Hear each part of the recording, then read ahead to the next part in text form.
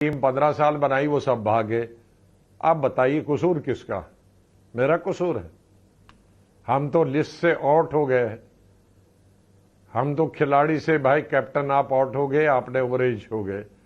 और जो खिलाड़ी कैप्टन थे 21 में से, वो सब भाग रहे हैं। आपने एक आरोप लगाया, तो इस पे भी तो होना मैंने चाहिए। आपकी चिट्ठी को पढ़ा, आपने एक आरोप लगाया कि पीए और सुरक्षा कर्मी फैसला लेते हैं। इसके संदर्भ क्या है?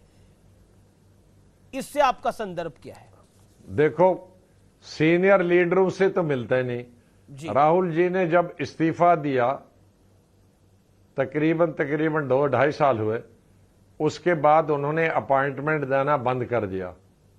तो अगर अपॉइंटमेंट देना बंद किया, लीडरों से कंसल्टेशन बंद किया, तो फिर वहां से जो ऑर्डर आते हैं आगे जारी करने के लिए, वो कौन किसकी सलाह पे होता?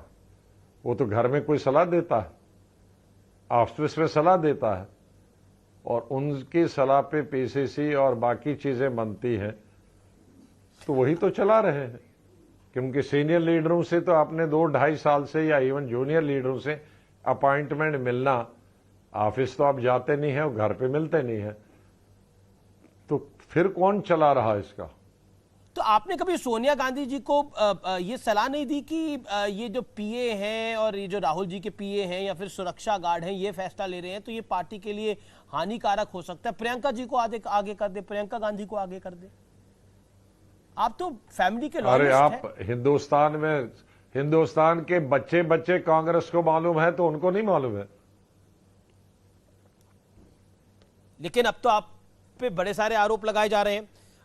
मैं सारे आरोपों को तो नहीं पढ़ना चाहूंगा, लेकिन कुछ आरोप पढ़ना चाहूंगा जिसके अंदर आप पे व्यक्तिगत हमले हुए हैं। सुनिए जी, और कहा गया कि आप मोदीफाइड हो गए हैं। देखो, एक ने तो बोला कि आपको जो पद का लालच है। डीएनए चस्क करते हैं, पद का लालच होता तो मैं तब लीडर ऑफ अपोजिशन था, एमपी था, जब हमने G23 की लेटर लिखी थी। और हम में से 90% एमपीज थे, लोकसभा राज्यसभा, जिन्होंने लेटर लिखी थी। और पद उस वक्त मेरे पास मिनिस्टर का था, दर्जा था, कैबिनेट मिनिस्टर था, एमपी भी 1 साल और था। तो मैं उसी दिन तैयार था कि कल मुझे लीडर अपोजिशन से हटाएंगे। जब हमने हटा दिया, ये कह दिया था कि हमें फुल टाइम चाहिए प्रेसिडेंट और विजिबल प्रेसिडेंट चाहिए, और हमें इलेक्शन चाहिए ब्लॉक डिस्ट्रिक्ट पे, तो उस वक्त तो मुझे पद की जरूरत ही थी। सबसे बड़ा पद तो मेरे पास था, और एमपी भी में था। लेकिन अब आपने खुद ही, लेकिन आप तो तभी मैं रडार पे आ गए ना गुलाम नबी जी। आप तो तभी रडार पे आ गए जब आपने बोला आपको विजिबल प्रेसिडेंट चाहिए। हाँ, तो विजिबल तो चाहिए, क्योंकि जिसको हमने बनाया था परमानेंट प्रेसिडेंट, वो रिजाइन कर दिए। तो हमने सोनिया जी को सिर्फ 6 महीने के लिए बनाया था, मैंने नहीं, वर्किंग कमेटी ने। तो 6 महीने जब हमने लेटर लिखा, 6 महीने खत्म हो रहे थे, तो इसलिए हमने, खुद सोनिया जी ने कहा था मैं 6 ही महीने के लिए बनूंगी, and that was supported by. लेकिन तो सोनिया जी ने खुद ही बनाया मैं 6 महीने से नहीं रहूंगा। लेकिन राहुल जी पॉलिटिकल, राहुल जी अगर विजिबल नहीं रहते तो वो व्यस्त कहां रहते, बिजी कहां रहते हैं राहुल जी? अब ये जाने और वो जाने, ये लोग उनसे पूछे, मुझसे क्यों पूछते? नहीं, पर आपने तो पार्टी का कामकाज देखा, कभी आपने पूछा भी होगा राहुल जी से या सोनिया जी से कि कहां बिजी रहते हैं राहुल जी, इतने व्यस्त कहां रहते हैं? आप जब इनविजिबल होते हैं, वो पूरी दुनिया जानती है, आप भी जानते हैं। कहां जाते हैं ये भी आपको मालूम है, मुझसे क्यों पूछते हो?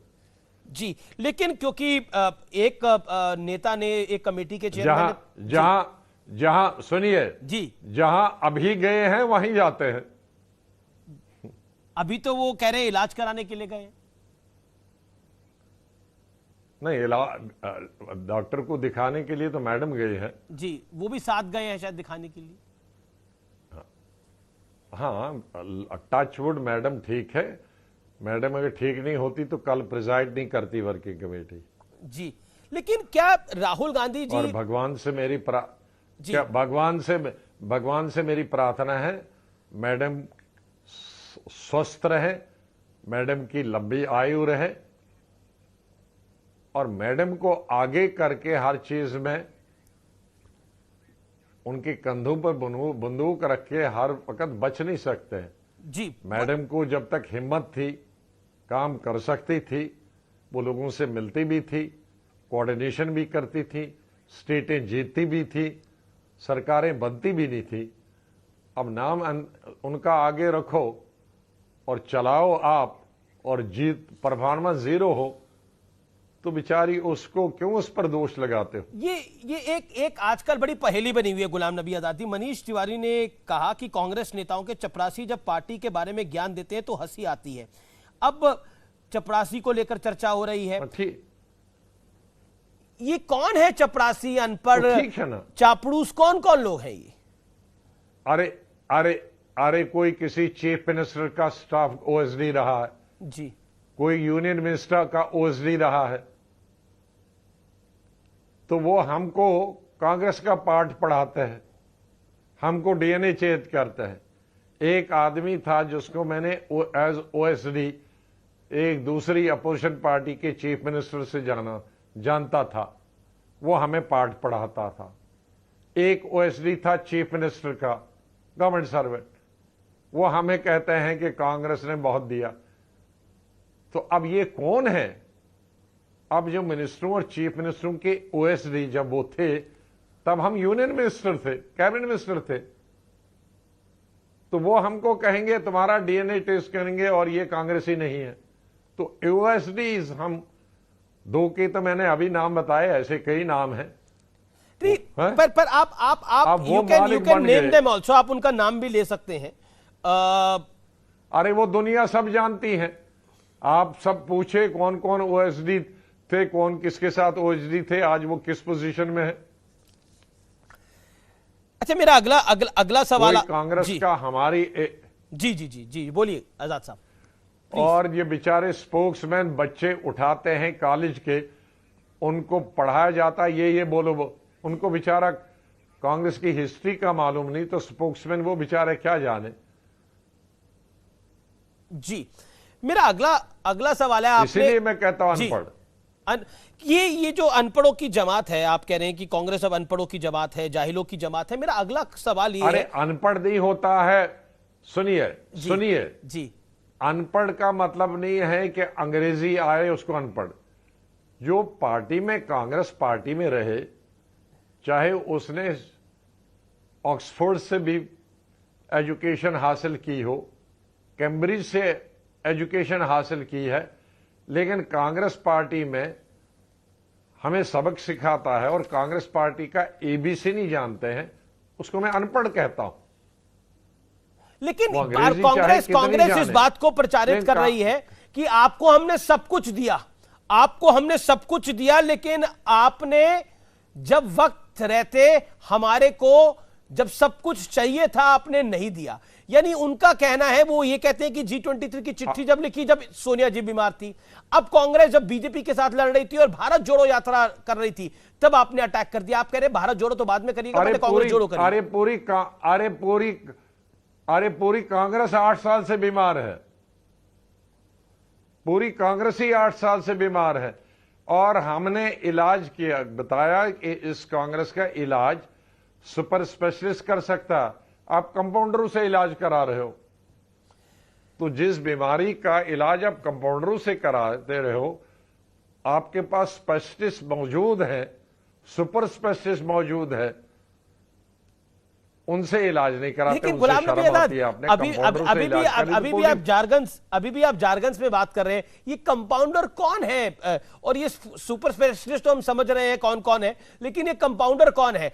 क्या आपको लगता है? जी, आप कांग्रेस में सबको, मैंने आपको, अगर लेटर आपने पढ़ी है, आप सिर्फ लेटर पढ़ते हो राहुल गांधी से, मैंने पूरी लेटर पढ़ी है, 5 पन्ने की लेटर अगर पढ़ी होती तो मैंने कहा उसमें कि 100% स्टेटों का इंचार्ज रहा हूं फ्रॉम टाइम टू टाइम, और 90% स्टेटें जीती हैं। जी, पूरी पता है, आंध्रा, पंजाब, मुझे दिया। अरे साहब, वो तो आज की बात है। मैंने, सोनिया गांधी ने मुझे 8 स्टेटें दी पहले 6 साल में, उनमें मैंने 7 जीती। उनमें एक स्टेट वो भी है जिसकी वजह से यूपीए बनी। तो अब मैंने दिया उनको कि उन्होंने मुझे दिया। राज्यसभा में कश्मीर से 3 दफा आया। पहली दफा आया तो कांग्रेस की 6 सीटें थी और वोट चाहे थे 30। 6 सीटों पे अभी कांग्रेस कैंडिडेट आपने जीते देखा। मैंने 30 नहीं वोट लिए, मैंने 46 वोट लिए। तो मैंने कांग्रेस को वो सीट दी कि कांग्रेस ने मुझे दी। दूसरा इलेक्शन जीता, कांग्रेस के पास 17 वोट थे एमएलए। वो 17 एमएलए भी मैंने ही लाए था, कैंपेन कमेटी का मैं ही चेयरमैन था, मैंने ही लाए थे। और चीफ मिनिस्टर मेरे बनने के बाद, चीफ मिनिस्टर के दौरान मैं जो मेहनत की थी, वो 17 भी मेरे वक्त में थी। जी जी जी, मुझे 13 कम थे, 30 चाहिए थे, मैंने 13 लाए। आजाद साहब, सीट भी मैंने दी, आजाद साहब, कांग्रेस ने दी। आजाद साहब, सुनिए, आप ये क्वेश्चन पूछते हो, सुनिए जी। 12 जब थी लास्ट इलेक्शन 2014 में 12 सीटें थी, 12 सीटें पे भी मैंने राज्यसभा जीती, 18 मैंने बाहर से लाई। मुझे बताइए, ये 12 पे, 17 पे, 6 पे मैंने सीटें जीती राज्यसभा की, तो ये मैंने उनको सीटें दी कि उन्होंने मुझे दी? अच्छा देखिए, एक बात बताइए, ये अगर जी आपको लगता है प्रियंका गांधी को आगे कर सकती है कांग्रेस, क्योंकि अब नए अध्यक्ष की चर्चा दोबारा जोरों से चल पड़ी है? क्या आपको लगता है प्रियंका गांधी को आगे लाना चाहिए? सुनिए, अब मैं कांग्रेस में नहीं हूं, किसी को लाएं, ए को लाएं, बी को लाएं, 10 प्रेसिडेंट को लाएं, मुझसे क्या लेना देना। वो तो कह रहे हैं अब आप मोदी के साथ हैं, मोदी जी ने आंसू बहाए थे आपके लिए। और जो गले मिले लोकसभा में, उनके खिलाफ 10 मिनट बोलने के बाद जाके गले मिले कि मेरे दिल में तुम्हारे कोई नफरत नहीं है, मैं ये आपका बहुत आदर है, वो किससे मिले? मैं मिला था गले, राहुल जी मिले लोकसभा में। मैं तो लोकसभा का मेंबर भी नहीं था। तो फिर उनने क्या कहा गले मिलके कि मुझे आपके खिलाफ कुछ नहीं है, आपका आदर है, मेरे दिल में आपके लिए इज्जत कुछ नहीं है। ये तो लोकसभा के रिकॉर्ड में है और दुनिया के टेलीविजन जी, अभी भी यूट्यूब के लिए। तो अब कौन मिला है? बहुत बहुत शुक्रिया आपका हमारे साथ जुड़ने के लिए, स्पष्ट सवालों के जवाब दिए न्यूज 18 के दर्शकों के आपने, और जो सोशल मीडिया के माध्यम से भी सवाल आए थे उनके भी जवाब दिए। लेकिन अभी कुछ और सवाल थे, लेकिन समय इतनी ज्यादा देता है। फिलहाल इस कार्यक्रम को यही समाप्त करते हैं। तो गुलाम नबी आजाद का पहला और सबसे बेबाक इंटरव्यू। नमस्कार।